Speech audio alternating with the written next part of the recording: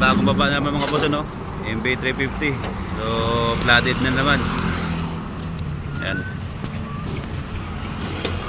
Dito yan gagawin sa Easy Work TV, ano? So, yung Suzuki Ertiga na binaba din nila, tapos na iuwi na. Ito na naman susunod natin. Okay. Yan, bagong baklasin na naman nila, oh. Yan, oh, kita nyo si MB350 kawawa. Yan. So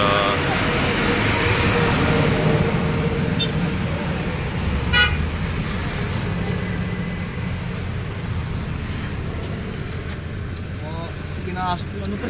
Ah? Pinasok ito. Palitan yan, panel gauge, palit yan. Yan. So, kita nyo, panel gauge pa lang yan, oh. Matiyo-tiyo na. Kawawa naman. So, pasok ko sa loob to. Okay. Grabe. Ayan na nangyayari, oh. Tama yung ano. Ay, hindi. Tari na press. Ito lang po doon. Layan po sa loob. Hindi, tama yun. Tama yun. Hindi, matama dito. Tumba mo lang ng konti yun. Tapos itumba mo na yan. Eh, papunta na rin ba? Itumba mo na yan. Ano dyan mo dyan? Hindi, papunta doon. Ganyan. Yan, no? So, dala lang yan. Kunin ko to. lubog. Tapos napabayaan. Galing sa kasa na to, pinull out. 1 milyon gagastusin sa kasa. Dito sa Easy Work TV, baka 2 milyon ang gagastusin niya dito. Ito, apit-apit tayo.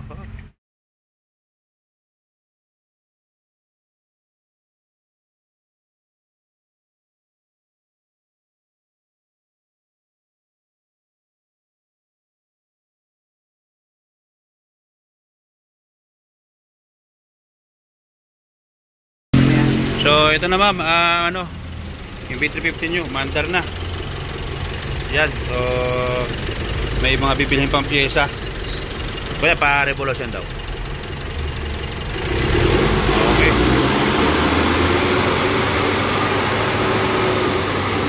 Yan.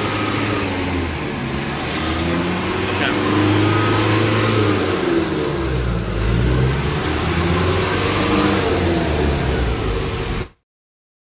So ito yung update sa MB350, ano? So dahil napaandar na natin siya, ano na tayo, finishing detailing na tayo, no? So baklasin natin to si evaporator, si blower, at para maibalik natin lahat. So si makina, kung nakikita nyo, sobrang kapal ng putik dito, pero ngayon ito na siya mga boss, no? So dito hindi ko pa naibalik lahat kasi magpa-final detailing na tayo para pagsalpak sa unit ay fresh na fresh. Tapos ano natin siya ng tawag dito nung back to zero mga boss, no? So back to zero natin siya. May aparato na rin tayo sa back to zero, baklasin natin na rin ito lahat para maibalik natin evaporator. Tapos baka nitong week na to makuha na rin si MB350 kasi meron pa tayo isusunod na dalawa. Itong Vios baha, tapos yung isang Vios din na baha, no? So nakapila po sila. Tapos meron pa tayo itong isang Hyundai Accent na from Cabuyao, Laguna naman ito. Ang problema nito mga boss, namamatay ang makina pag sa takbo, no? So gagawin natin dito ngayon sa makina. Tapos iscan, kasi nung iscan ko gabi nakita ko yung error code na sa crankshaft sensor. So focus tayo dito mga boss sa MB350 para ma-pull out na natin ito kasi mabusisi talaga. Kung nakikita nyo dito sa kaharapan, pinakas ko pa yung bumper nyan, tapos para malinisan na rin yung mga kalugloban nya. Okay, ayan, no? So baklas yan. Okay, update kayo mga boss pag final touch na natin.